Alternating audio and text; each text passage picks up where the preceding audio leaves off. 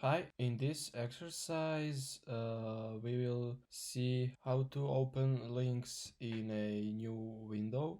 Have you ever clicked on a link and observed the resulting web page open in a new browser window? If so, you can thank the A elements target attribute. So this is another link attribute. The target attribute specifies how a link should open. It is possible that one or more links on your web page link to an entirely different website.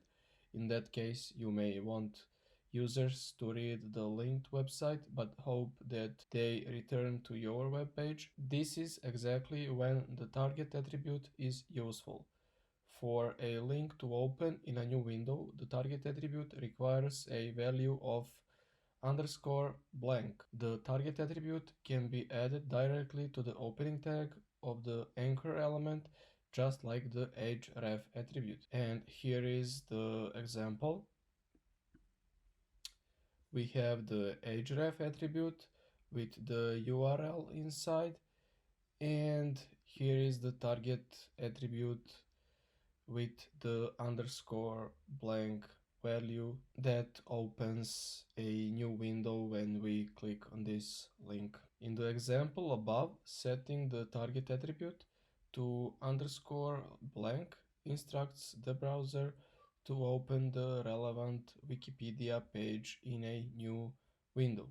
In this exercise, we have used the terminology open in a new window. It is likely that you are using a modern browser that opens up websites in new tabs rather than new windows. Before the advent of browsers with tabs, additional browser windows had to be opened to view more websites. The target underscore blank attribute, when used in modern browsers, will open new websites in a new tab. Let's see the instructions for this exercise. In the link that reads learn more, we should place the target attribute and set it equal to underscore blank. Here is our link, and let's add the target attribute